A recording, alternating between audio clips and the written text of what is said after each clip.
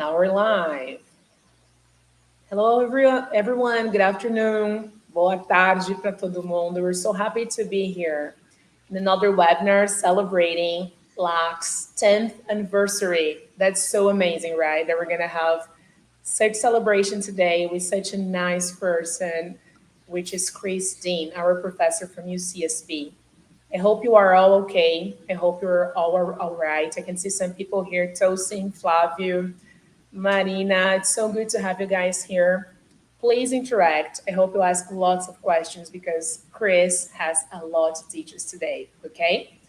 So, I don't know if Professor Marilia wants to say some opening remarks so I can Well, you're introduce going to Chris. introduce Chris, so I'm just going to say thank you again now live for accepting our invitation to honor this moment. Okay, your presence here is an honor, and this interaction, this of experiences, and we are like a baby laboratory, and you have much more experience, so we are thrilled to have you here. Thank you. Thank you so much, Definitely. Professor Faria. Yeah, let me introduce Chris and talk a little bit about this wonderful person that's going to be with us this afternoon. Dr. Christopher Dean is a composition rhetoric scholar with a long association with writing centers going back 30 years. He's published and presented on writing assessment, contingency faculty issues, teaching first year composition, and he has been an academic editor for over 20 years. He currently teaches in the writing program at the University of Santa Barbara, the University of California, Santa Barbara, okay? He's a wonderful lecturer, a nice person, very funny. And now I need to give you the floor, Chris, and we're so glad to have you here. Thank you once again. Well, thank you, Daniela. Thank you, Professor Maria. Thank you to everyone at LAC for having me.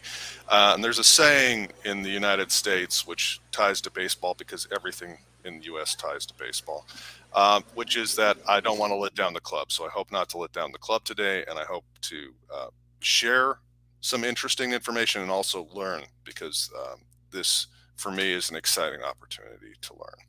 So let's start sharing here. Lovely.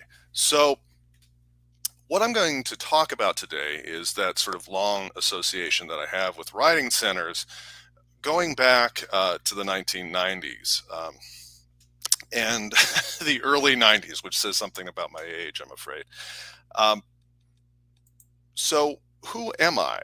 Aside from the lovely introduction, there are probably a few things that are worth knowing. I'm not going to go through all of this, but there are 3 writing centers that I worked in directly, and I've spent really the last, 15 or so years of a 16-year career at UCSB working in a program, the ACE program, which I'll say more about later, which connects writing center tutors to first-year writing courses in the University of California, Santa Barbara.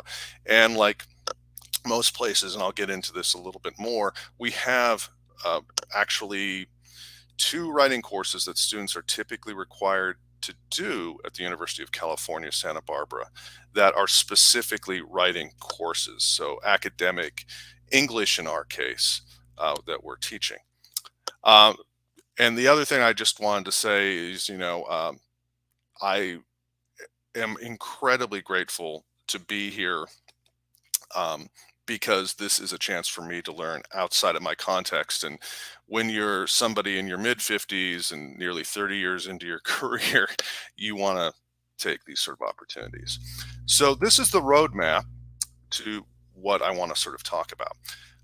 Go through sort of tutor education, which is going to be one of the focuses here, because I think in my reading and my chat with particularly Daniela and Professor Faria and Gabby at the top, I got a sense of sort of how at LAC tutor education has worked. And it's a little bit more institutionalized in the United States, and it might be an interesting point of comparison. I was a writing center administrator, or as we say, a writing center professional. And I was an assistant director, and that experience has stuck with me in ways as a teacher that I think are fairly profound. And as I said, I work with tutors now, and I think this is sort of stepping outside of the typical sort of experience, at least in the United States, where there are tutors that are connected to classes, and that there's some takeaways from all of this, particularly, um, I think for uh, all sorts of writing centers. So, to give you some sense of where I came from, the places that are listed here, the first one, black and red there, is Southern Oregon University. Um, I started there in 1992 as a tutor. This is a place that is in part of rural Oregon on the west coast of the United States. It's my birthplace, actually, and my father taught there for over 30 years. But I worked in the Writing Center as an undergraduate writing tutor. I then went to Portland State for my master's, and Portland State is an urban institution. Both Southern Oregon University and Portland State University are not major universities. Southern Oregon University is not a Research One institution. So, I've worked at universities that have sort of really deep connections to community, but aren't necessarily nationally known. And then I've worked as an administrator in a writing center at the University of New Hampshire, which is on the east coast of the United States in New England. And that is a Research One institution. And all of that plays into sort of my experience, but also the experience of many different writing center directors. And writing center, I'll use the term faculty because all writing center tutors are faculty in the sense that we are all educators. So one of the big topics I want to talk about is tutor education, and to sort of lean into it personally, but also make connections back to research. So I was paid, and this is wonderful because I was between jobs at the time, and I really needed the money.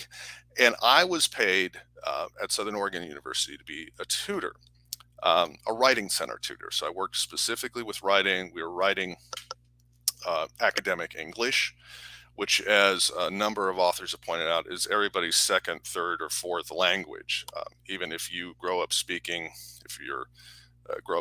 English.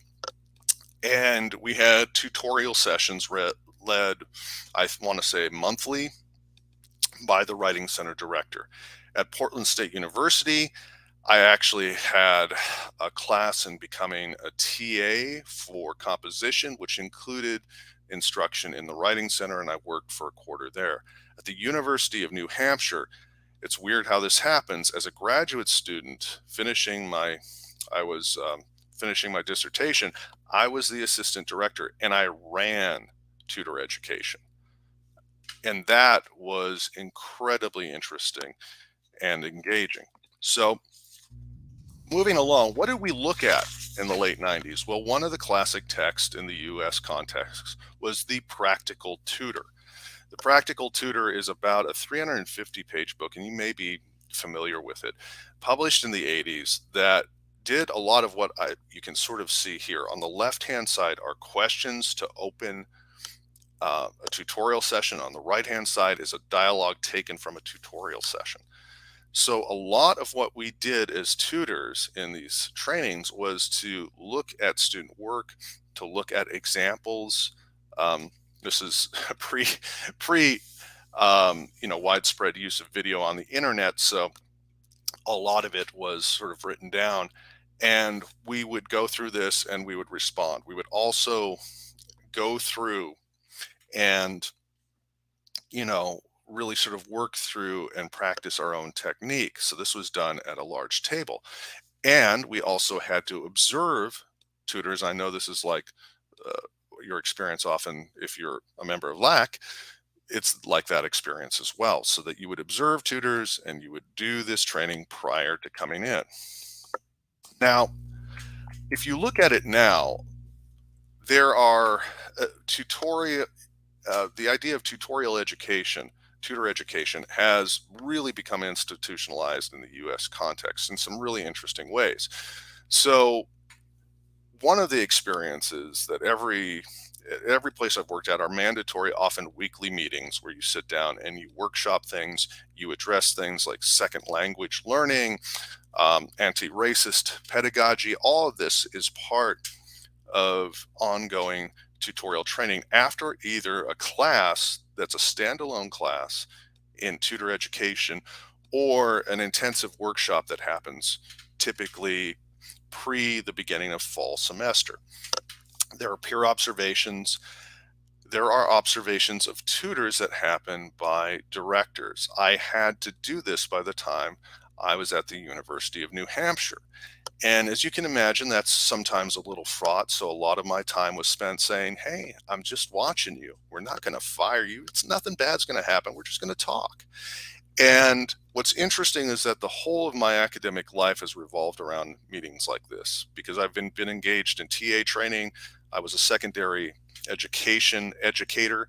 So a lot of what I've done revolves around these sorts of semi-formalized, because there's a written account of these, but rather open discussions about teaching.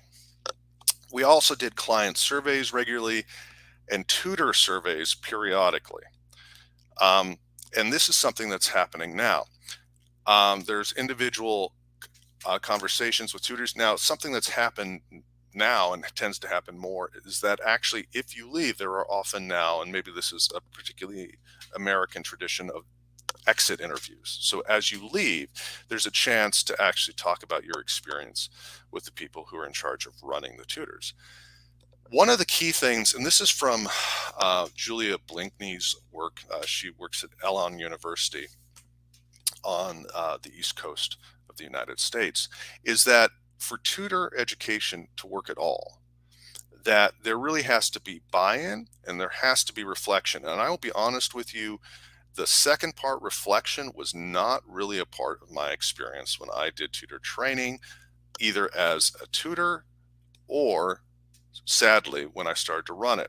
And I think this is tied to a turn that we see with the work of Solomon and Perkins about the notion of transfer and the idea of transferring what you learn in sort of your tutorial classes to a larger context where you're actually working with that information. So, as I said, what I really missed was that notion of reflective practice and the idea of the technologies of tutoring. I did a little work in technology when I was the director, which I'll get into in a second, but it was very, very limited and very, very low tech. And I don't think that low tech was actually a bad thing. But the big idea here, and this is something that I'd love to talk about as we get into discussion, is that as a teacher of composition, and my PhD is in composition and rhetoric, as somebody who was a secondary school English language arts teacher, tutor education is to me about teaching. It is about education.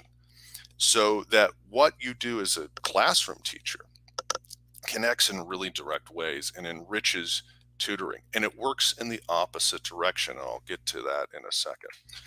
So when I ended up at the University of New Hampshire, I was the assistant director, and this was great. There was so much that I felt I could do. I had a wonderful director by the name of Dr. Cynthia Gannett. I was, I got to build an actual email-based online writing center, and I was a tech guy at that time, real heavily, still am. It was wonderful. And I also learned, and I'll get to this in a second, my limitations as an academic and as a tutor, because I was asked to tutor graduate students on their dissertations, and also I was asked to be the point person in a tutorial for mathematics writing. And you should understand that I am as good at mathematics as your average laboratory mice is at basketball. It terrified me. So that work, I'll go back one second, really showed me sort of where my areas of expertise were in. I was a writing teacher, so I could not talk about number theory in meaningful ways. I could not tutor students in that. But what I could do was to show them how particularly to begin writing, how to shape writing at the point of utterance through the tutorial system. And it was actually incredibly productive for the students and also for me. Um, so I also ended up serving on all campus committees as a student representative, which was incredibly revealing.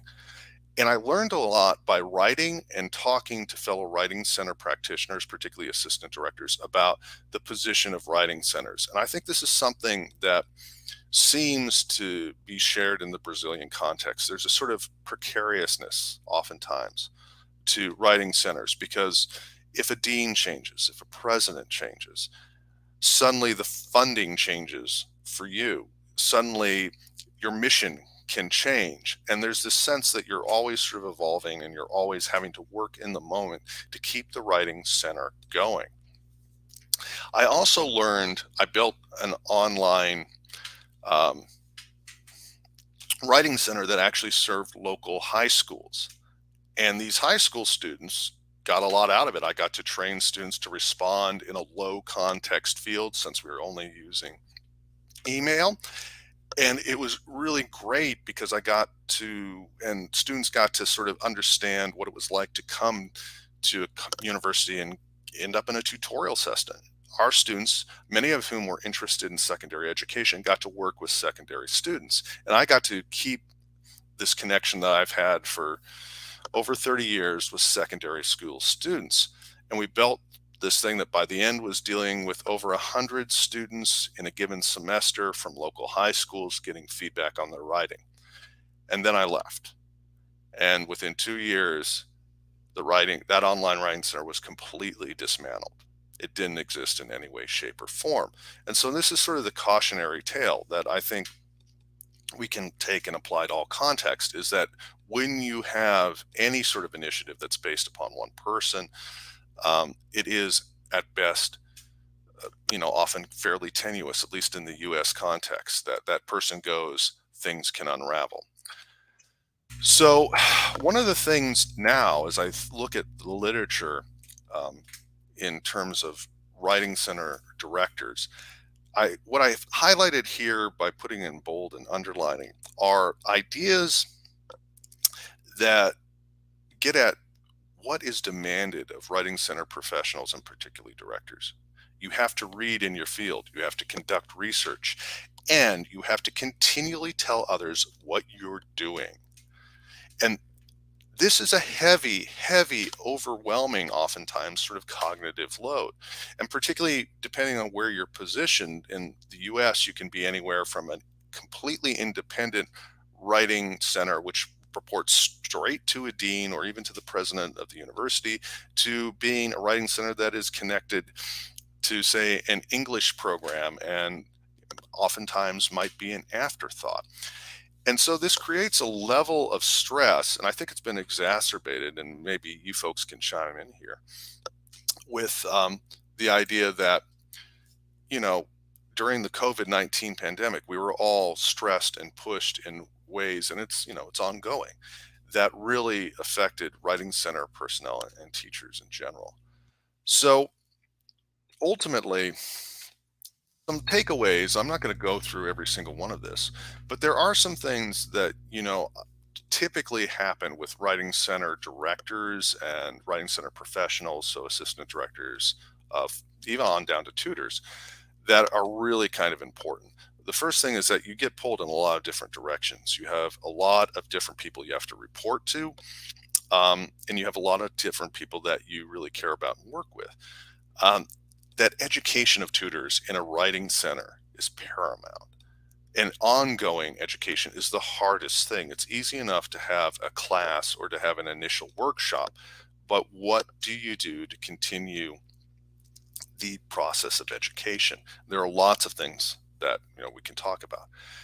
Tutor buy-in is incredibly important. I'm going to show you a very simple thing that we did at UNH in a second that got sort of at that. And it sounds to me like with your study group here at LAC that is absolutely happening, that there's buy-in and there's a lot of control that's ceded over to tutors, which is fantastic. As I mentioned, things can be really institutionally shaky, and you're adjusting on the fly. And I think one of the key things from the current literature that I've been reading from about 2018 forward in preparation for this presentation really is that you have to prioritize the things that you can do, that you will do, because there is so much that can be done in the context of a writing center and a learning center that you really do have to back off of trying to do everything. So specifics that helped me. Um, we had a suggestion box of all things in our writing center. We had actually two of them. One was for clients so that they could put suggestions, and we also, after each meeting, would have a feedback sheet that clients would give us so that the tutors could look through those and try to improve their practice based upon that. The second one, though, was for the folks who were in charge of the writing center, two assistant directors and the director. And that suggestion box was how we set up tutorial training. So if students were really wondering about how to work with second language students, say at the point I was working there, a lot from Eastern Europe, we would come up with ways of doing that and figuring out, humane and smart ways to work with those students. The second thing are partnerships. And I mentioned that we had this online initiative. And as I said, for me personally, it was really incredibly important. But the learning cut across both ways because in the US, there's often a sharp divide that really bothers me, actually, between um, pre collegiate work and collegiate work. And when you work across those boundaries, sort of marvelous things happen, and you learn a ton from talented teachers. And some of the most talented teachers I've ever encountered are secondary teachers who do amazing things with almost nothing.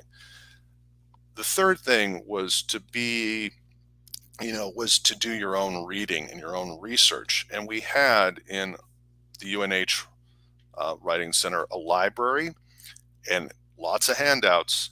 And one of the things I did and modeled and asked fellow tutors to do was to keep reading those things and to be involved in those sort of ongoing conversations. And I know at LAC that tutors are working together and publishing, and that's another incredibly powerful way of sort of making these connections.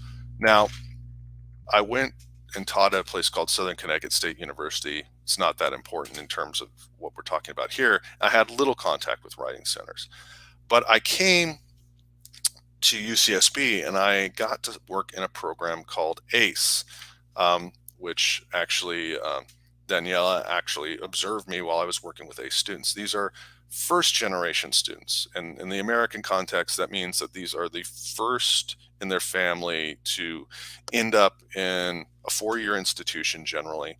And also ACE students qualify for this program, which provides additional academic support monetarily as well. So working with this and teaching two sections of writing that are associated with the ACE program, I suddenly was working with tutors again. And I didn't educate them, I collaborated with them. And this is something that I'm going to just sort of throw out as, maybe it's writing centers 2.0. The idea, and there are places in the US that do this, but not as many as you might think, where there is this really direct connection between the classroom teacher and tutors. So classes where this happens are first year writing. Writing one, approaches to university writing. And writing one, so you understand it, is we have what are called general education requirements. And at my institution, there are two classes, lower division first or second year, and then upper division third and fourth into fifth year. And these writing one prepares you for a general education class. It's credit bearing, but it doesn't meet the GE requirement. Writing two, which is academic writing, does that. And I can say a lot about these as we talk, but I think the important distinction is to understand that in writing one, students actually self-select. We have what's called a sort of open placement process where students self-select into writing one or writing two. They think they need more support. And writing 2, as I said, is the GE. So it's the class that counts towards the degree requirements. Now, when they come into an ACE class, typically they meet with a tutor, in my class, at least 2 times in a quarter. And many meet many more, often weekly, with a tutor. And these are 30-minute tutorial sessions. And if you've worked in a writing center, you'll be familiar with how those go. Tutors work 10 hours for these classes. And we have 2 distinct and important roles, because I also meet with my students at least 2 times over the course of the quarter, but I'm meeting with them 15 minutes and I'm their teacher. And with the tutors and I, we meet bi-weekly to talk about the class and to go over assignments and to make sure that we're on the same page.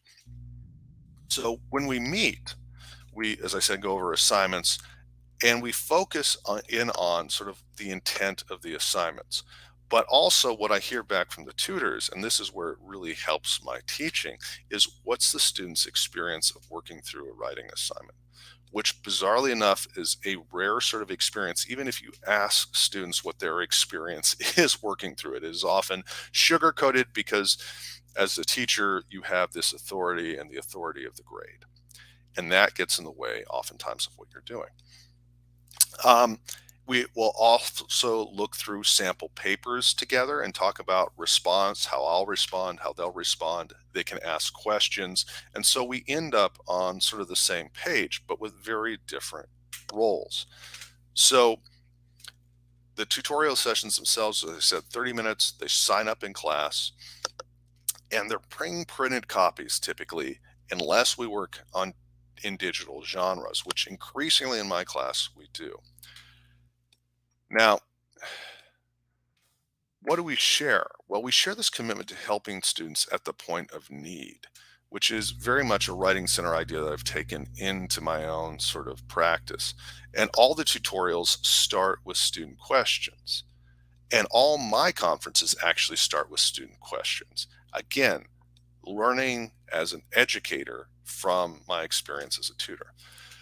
One of the things that we tend to focus in on, and we can talk about sort of the efficacy of this, because it is a contested thing, particularly in writing center literature, is the idea of higher order concerns from Bloom's taxonomy. So we're looking at the levels of analysis and creation rather than at simple recall. And in writing, at ideas, and not as much at the level of what Robert J. Connors called grammatical correctness, the notion of things being just so and focusing sort of just lexically. And how we differ. So one of the grand things I will say to all the tutors who are here is that you are so much cooler than I am, so much more connected to popular culture, so much more connection to youth culture. If I start, wandering around talking about Remy Wolf and other contemporary artists, my students look cross-eyed at me like, it's kind of weird, Dr. Dean. And so as near peers, you can have different sorts of discussions about writing with them often than I can. I'm not my student's peer, and I have to grade them, albeit via a labor-based grading contract. And this is something that, if anybody's interested, I've presented on before, but a labor-based grading contract is a contract that is based entirely on, it's a grading contract that students sign off on, and they choose to work for an A through a C, and they make decisions about what they turn in for a final portfolio, and is based entirely upon the work that they create, the drafts that they create, and meeting certain requirements in terms of attendance. It's a sea change for me, and I've only been doing it for a couple of years, but it is one of those things that really, for me, is about equity and not holding the A grade in particular for people who come into a class over prepared for that class and then penalizing people for their actual learning. So what do tutors take away from working with a first-year composition person like myself? Well, 25 years, you learn a couple of things. So we often have discussions about teaching because a lot of these students that I'm working with want to become teachers at some level. I also have them typically teach at least one or two lessons over the course of time in class. So I give them class time to do the tutorial work. They also get to work with a set group of students over time, which is very attractive because you can create personal relationships that impact the tutorial work. Um, and that I think what tutors learn is that the Writing Center is not just a physical space and place where they work, but the work of tutors can happen almost anywhere and even in a classroom setting. Um, Teachers take away from this, at least speaking to my experience, is that I can understand my students' perspective much more clearly through the eyes of a tutor who is talking to students. And this maybe is a way to sell this if you need to sell these the tutorial services to other instructors, that you can learn a lot from tutors. You can learn a lot about your students' experience. I think it's also important that students realize that the teacher is not a god of writing, somebody whose their feedback is the only feedback that really matters in value. And I get to stay connected at the end of the day to Writing Center works, even though I'm not what I would say is a Writing Center professional. At this point, I'm going to stop. I have a series of questions here that we can focus in on. That's the next 2 pages. I also have a list of 4 really, I think, key resources. I'll share this PowerPoint, but I wanted to make sure that we had the rest of our time really to talk about all of this and to, take questions. So with that, thank you for your indulgence. I hope this is useful. I'm really looking forward to what you have to say about this and about your experience tutoring.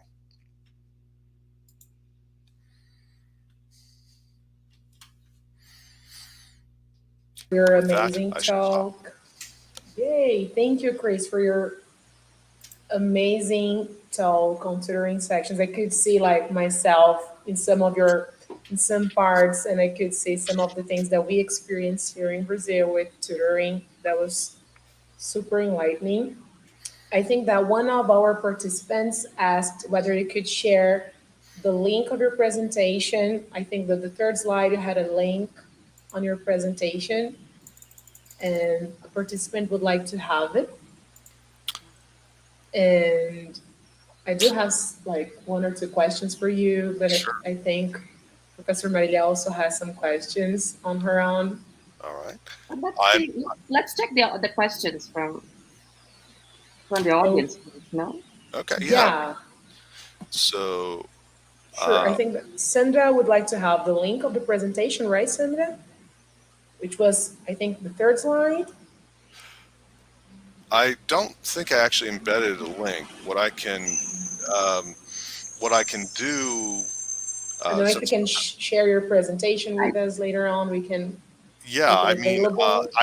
I'm so old that I use PowerPoint rather than Google Slides. So, me I, too. yeah, so I will happily send maybe directly to you, Daniela, or you, Sure. Dr. Korea. Yeah, and then we can share with Yeah, people who are interested. Yeah, yeah, I think maybe absolutely, the person mentioned some links of maybe of the names of books or some materials. Yeah, but we can absolutely. help the person with that. We have Mari, Marina's question. yes, please. All right. I have a question. Would you say that the main difference between a face-to-face tutoring and online tutoring center implemented by you? That's a really good thing, a really good question, and I imagine something that a lot of folks ask themselves from about 2020 forward in terms of online tutorials. I think all of us learn, obviously, as we're becoming tutors, what questions work, the way that we even sit, the way that the tone of voice that we work. When we moved to email tutoring, that gets flattened, and there's a whole research about this that talks about sort of flattened affect that occurs in email, and you've probably experienced this, and we try to get around it by emojis, or, if you were using email back in the day, it was a colon, a line, and a little smiley face, right? So the unfortunate thing is that a lot of that sort of affective work that we do as conversationalists gets sort of chopped down, particularly in email. I think the benefit of, doing it in terms of video, whether you're using Zoom or um, some other way of video conferencing, is that it allows for some of that, but it's still, and I've talked to tutors. Sometimes you have students who come in and they don't turn on the camera. I don't know if you've experienced that. And there are real legitimate reasons for doing that, I would add, which is that oftentimes video sucks up a whole bunch of memory, and it's very difficult to run the video sometimes for people with poor connections. So, and it really comes down to a question for me of social justice. So the differences, I think, were that we really had to focus on the textual elements, and we had to write a lot more than people are accustomed to writing in email. The beauty of it was this was very low tech. This was very easy to send back and forth. Um, and the students did seem to really appreciate it, because we did some research, some assessment about what the students and the teachers were getting out of this, and they were very complimentary. And for a lot of them, it's like, I never thought that I would write more than one draft of anything in my whole life. So, and if you've ever worked with secondary students as I have, that's a huge breakthrough in terms of their writing. So I hope that sort of answers the question. So what else we got?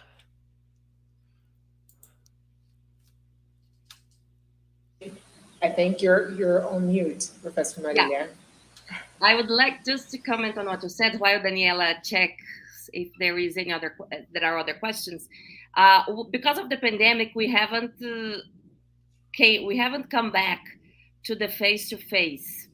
And before the pandemic, we were kind of face to face and already using Skype, or yeah, Skype. I think it was more popular before the pandemic, at least to us, because São Paulo is a very big city. Even our university, the campus is very big. And so we were already using this resource because it was more convenient for the tutors and also for the students. And then because of the pandemic, we had to go online, and we haven't come back yet. I think now the situation is better in terms of the restriction and rooms, because we need to make, we don't have our own space, and so we have to reserve classrooms to do that. And now I think the situation is getting worse, but that's an important point, because I think I think it's pretty practical to run the tutoring sessions online, because you can share the text. It's there. You type something. You just post a link. It's convenient, but you're raising a very important issue, which is access. I mean, it demands from the technical part and the connection, which is not often very accessible. Yeah, it's something that I thought about over and over again the last 2 years. And so I don't think there's a perfect answer to it. And I think part of your answer in using Skype and all that before was a response to the very real limitations, like not having a space. Yeah, I mean, that makes total sense to me. You have to move oftentimes online just to do that, to make things function. Um, and I guess, the thing that I thought about, particularly as I was teaching, was I wanted to make sure that I would do once a week, I did something like Zoom, where I said, do your best, log in. I also had what I called Zoom makeups, which were asynchronous stuff that demanded less sort of pull on somebody's internet. And I don't know if that's a possibility for LAC or for other writing centers. Is, like I said, we used email. It was useful. You have that lower affect, but it was a way, particularly for, I think, and one of the schools we worked with was a rural school that was pretty was in a pretty poor area of upstate New Hampshire. Rural areas in the U.S. oftentimes have issues of sort of access and support. And they did, certainly. And so it worked really well for that. I mean, it's just something to think about, but there is no perfect solution. And I think, one of the key things I've learned in study of writing centers is you have to do the best imperfect solution that you have. You have to run with that. Yeah, and contexts differ. Like the fact that we are in a very big city with very huge issues of traffic. Yeah, but Yeah. definitely we have to be very open to ways of doing it. Okay, I think there are more Okay. questions. I don't want to. Yeah, we Yeah. do have like two more questions, Beatriz and Pierre Mancini questions.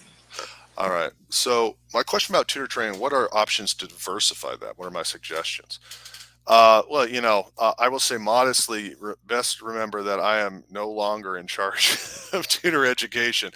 But I think, there are ways to do it. And I think, the idea of you're already doing some of it here. I think the idea of a study group and doing research together is one of the most powerful ways to do it. And that drives you into the theory and the research in really direct ways. And I think that's in a way that you're well ahead of some of the tutorial centers that I worked at in doing that. So, kudos to LAC for doing that. I think, if we're thinking about sort of what we would call in the US nuts and bolts, meat and potatoes sort of stuff, that, regular meetings where, again, maybe you have people, more experienced tutors, Dr. Faria, who can plan things, uh, and then to use student papers and to look at that. I know you've done some of that, but that was a real regular part of the process. The second thing, if we're thinking to diversify, I instantly go to thinking about how we work with the diverse set of students that we work with, both for me at the University of California as a teacher, but also in terms of writing center. And so, one of the great dreams I had, and it never came to pass, was to bring in students to talk to tutors about their experience, really sort of directly. And whether that's done via video or whatever else, I think there's a sort of power in understanding what students get and don't get out of tutorial sessions. And to me, that would, it's that bringing in of the larger, if you expand the notion of community to include everybody who uses the writing center, everybody who's a part of it. Maybe that allows for that sort of diversifying. And then the other thing is, I think, particularly now in our current moment, that idea of working with technology and doing it in ways that, like understanding by design and universal notions of universal design, thinking about how do we work with students who have disabilities of various kind, low vision, problems, hearing. I myself have no vision in my left hand eye, so there's a way in which I sort of connect with that there are visual things now that once worked for me that can't. So I think, it's continuing to think about that, but also doing, again, what makes the most sense. I think driven by by tutor need as much as anything else, and by, like, people's uh, abilities. And nobody should be overextended. You shouldn't be thinking, oh my gosh, if I could just quit my tutorial job, my life would be much better. That's the opposite of what we want, and I would say it's the opposite of what we want in education too. So there has to be that sense of balance. We have another question for Sure. you. Can I just comment on that before Sure. I forget? I think this issue of disabilities. I remember before the pandemic, we had got some funding to visit the writing center of University of Michigan, the Sweetland Writing Center. Yeah. And Gear was very generous, and she helped us a lot in terms of getting acquainted. And we stayed 2 weeks just talking to tutors, tutor training, and how they manage stuff, their library. So, and I remember that we were invited because this tutor trainer, that's tutor educator, she invited someone from College of Education or some department in the university to talk to the tutors exactly about the different kinds of needs students have. visual, because usually, and it was so amazing for me because I recognize, I think I just think of one or two disabilities, but there are others, and you don't, and it's near you. Yeah.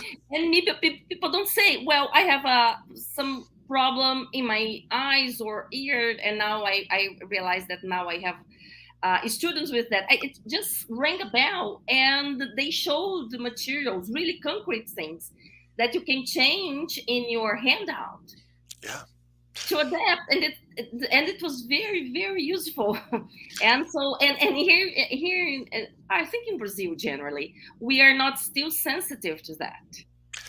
Well, Yeah, one of the, I don't see lectures on this. I don't see people, well, you can do this, or tips yeah. just to adapt your stuff to people. And sometimes it's easy, it's simple. Well, one of the things that I learned, it's shockingly recently to me, but if you're working with Google Docs and you're writing up your assignments and everything else in rubrics, use the outline view, and Mm, and you actually create something that is much easier for people with visual disabilities to use a reader on. It's literally that simple. So when you put in, bulleted lists and the like, rather than entering it manually, using the commands and using the outline view, and suddenly it's much more readable by people with any sort of visual disability. good. And like you said, it's that simple stuff that I think we can do. But there's other things that are all about resources that we ain't gonna get. Yeah, yeah, yeah, yeah. Yeah. Okay, Daniela, go ahead. Okay. It's surely very important to work with organized out teaching. How do you work with tutors creatively towards writing activities production? Um, yeah, I mean, I think there are lots of ways to do this. I have shockingly, I'm a failed stand-up comedian, so I have a background in acting. So the idea of acting and getting tutorials where you do fish bowls, where you have two people tutoring, and then you have everybody sitting around the outside. Uh, that's a surprisingly powerful and fun way of doing it, because you can deal with all sorts of things that arise in a tutorial session. I once had a tutor told me, like, they had this session with a student. They said, Chris, it was like playing table tennis with myself. I would say something and they would say, yeah. And so how do you work with that? Well, doing things like that, doing simulations. um, I think working creatively, challenging tutors, asking, I think the best thing to always ask tutors is, well, what do you want to do? What do you want to learn that's new? If you're a director, and for my students, it's the same thing. Well, what do you want to learn? What do you want to do that's new? What are you interested in doing? And from that, and even if you ask students as they're working that, well, what do you want to do with this paper? What's interesting to you about it? And they'll say nothing. I'm like, yeah, but if you had to be interested, what would you be interested in? It's like a really bad therapy session. You're just like asking them these questions over and over again. But as soon as you find that point of interest, that point of engagement, I think that so much comes from that. So working towards that and working towards tutor engagement, I think you don't know until you ask tutors, really. Um, Awesome. I think we have two more questions. I'm just concerned of your time. So sure. if you can take those questions. All right. Negotiating emotional labor. Yeah. What benefits of doing that? I think they're huge. Burnout I've heard described recently as a moral injury. And I think that's the way that I've really begun to think about it, because you don't become a tutor, you don't become a teacher unless you care very deeply about others and about their learning and that ability to separate your learning from them. And so the benefits of thinking about emotional labor and what are your limits, what can you do, what can you not do, I think are super important, because it is often very taxing and tiring, and and you feel it bodily. I think that's one of the cues. I think talking to, that if, that folks, I would love them to understand that if you feel tired, that's a legitimate experience, and that you need to, that we always tried to space out and provide breaks, because there were times when tutors needed to talk to other tutors. They needed to not work. We would never allow somebody, once somebody tried to like schedule all they work 6 hours for us. So like, I want it all in one day. We're like, no, no, no, that's not happening. So, part of that's on the people who are running the program, but part of it, I falls to us to sort of set up limits and be willing to talk about what those limits are.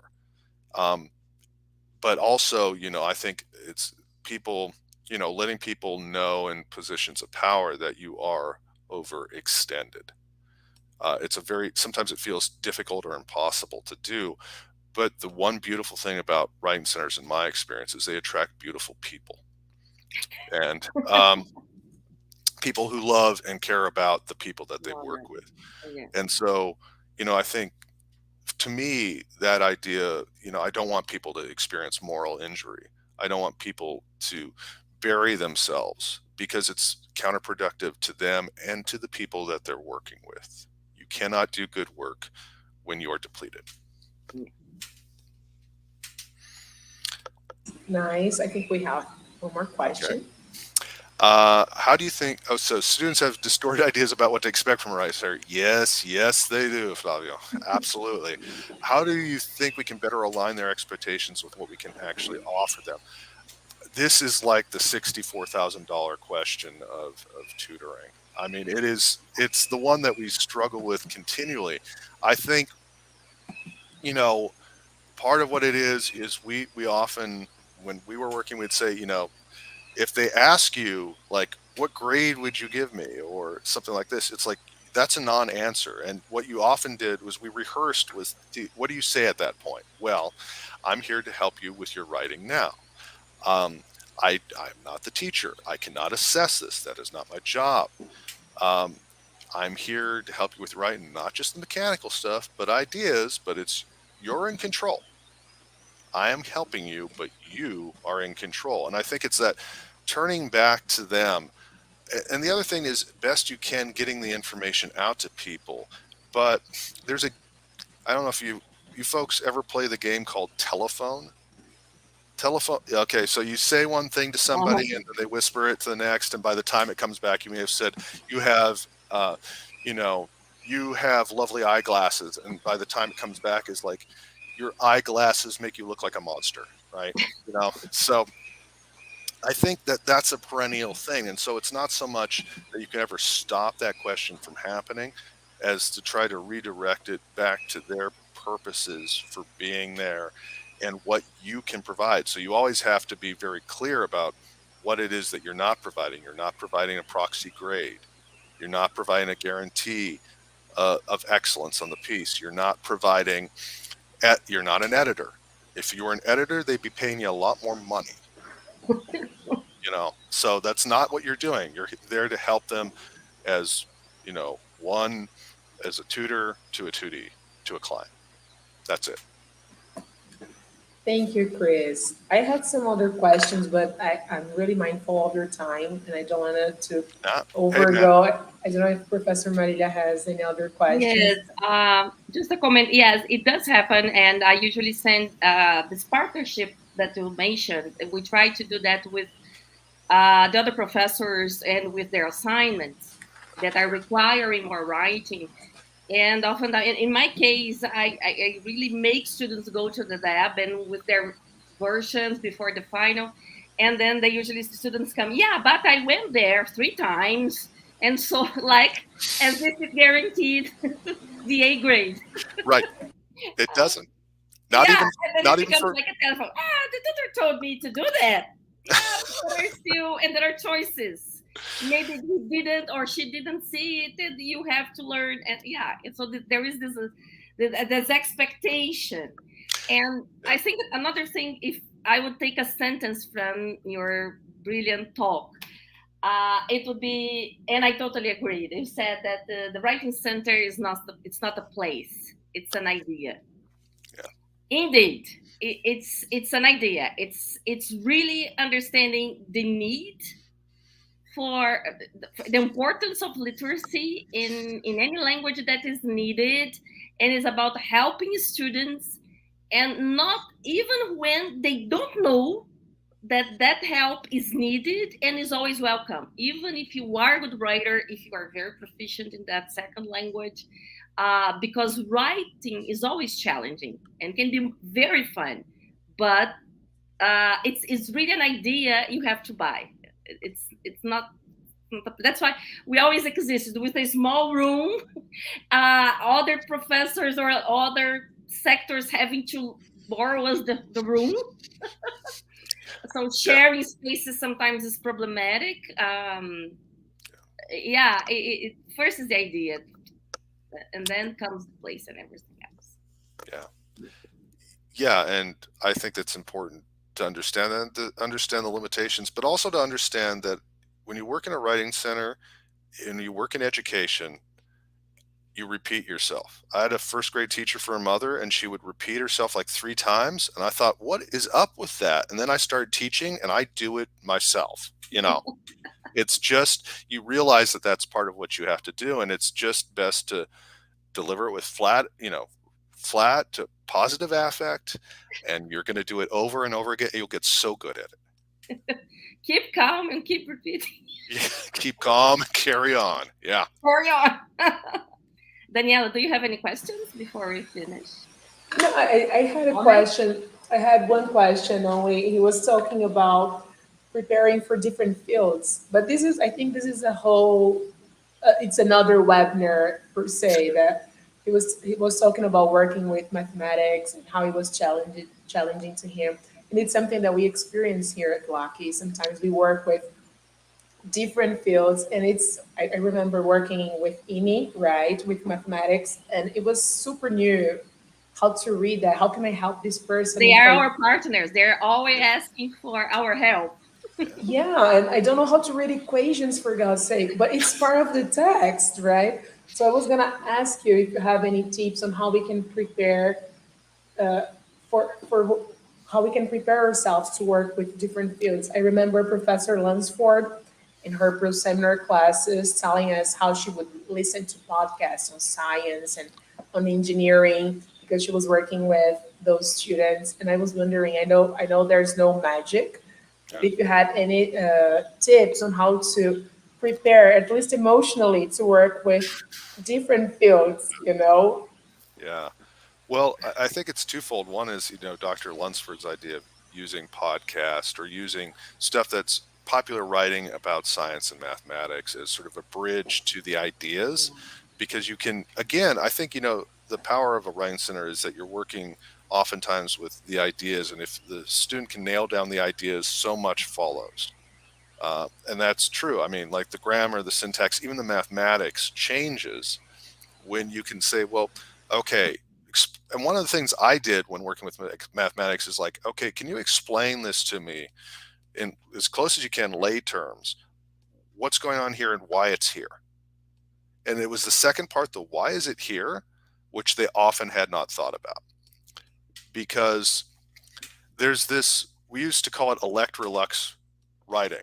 You bring everything in, and then on an old Electrolux vacuum cleaner, you could flip a switch and blow it all out.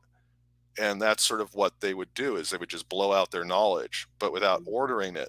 And so what I said is, I'm not going to be able to check your proof, but I can check the logic of the proof in terms of thinking about where does it go? Why is it here? Is this, you know, I'm not going to check the math, but we're going to look at the text and we're going to look at the logic here, because it may not belong here. You may have to move this. And there's also oftentimes a sort of the MRAD format, and students struggle with that. And I think that's something that is very accessible to us as writing tutors, is that ability to work with that and to understand what goes into the discussion oftentimes. And then the other thing you can do is, even if you can't make it out and it's humbling and it's a good kind of humbling, read a mathematics paper. I read a few. I began to vaguely understand a couple of ideas. That was the first exercise we did. Yeah. We didn't even go to the popular science bridge. We went right in. I love it. I love it. That's right. Maybe she's scared. Yeah, that's it. We tried that. Yeah. But I really liked the idea of checking the logic of the proof. I because Yeah. I won't be able to check the proof. That's definitely a very good point.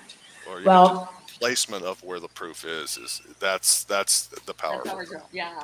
and placement. I'm taking notes here, man. I really am. I really want to thank you, Chris. It was Thank you. amazing to hear from you and to listen to your wonderful talk. Seriously, like we need to have that again. Like we need to have you back here talking about some Yeah. other topics, right, Yeah, for Professor? I'm, sure. whenever I'm If you can. at your service. Oh, thank you very Okay. much, Chris, for such generosity. And I think it's going to be enlightening. I do hope people from some other writing centers can watch this. We're watching now live or later. It's going to be in YouTube. So because you gave so many hints. And it's also good to know that we luck is in the right direction. Yeah, Absolutely, as I I've think said it. so. I think the tutors can agree. We're not perfect. Nobody is, but No, We're in no, the right direction, yeah, definitely. we are doing the best of the imperfect. well, I think you're advanced, as I said, of where I think some U.S. writing centers are, particularly in the way that you're dealing with research. That I think that's really smart. So I bow to you. I, your Buddha natures are generous and propitious. Thank you. Yeah, Thank you very much. we Thank need you, to and thank you definitely. for all the audience. Yeah, thank you for the audience. I think you guys have enjoyed this wonderful talk. If you have any other questions, if you want to learn a little bit more about Lucky, Gabi is writing here. You can just follow us on social media. You can email us and ask questions. And as Chris said, this writing center is not a place, it's an idea. And I hope that you bought this idea and you want to join us to improve writing in Brazil. Okay. Chris, thank you so much. I'll be bugging you over email for to have the PowerPoint, to be in Yeah, touch, to learn more from you. Definitely. I love the ACE program. It's amazing. yeah. And I think that's it, right, All Professor Maria? Yeah, indeed. And thank Well, you. That's it. thank you Thank you, all, and everybody. Yeah. See yeah, you. We're gonna have a present. We're gonna have another webinar soon, right? I Yes, think yes. it's no Well, you have to check. September. It's gonna be in September, and it's a workshop about outlining and as a study Outlining. skill. Yes, outlining with Please Marina and Julia join us for this other. It's going to be coming a up. wonderful workshop, and join us for this other webinar. It's going to be amazing. Thank you, guys. Bye bye. Let's call it a day. Thank you, Chris. I can't thank you thank you all. enough. No All right, problem. take care. Take Pleasure. Okay. care. Bye bye.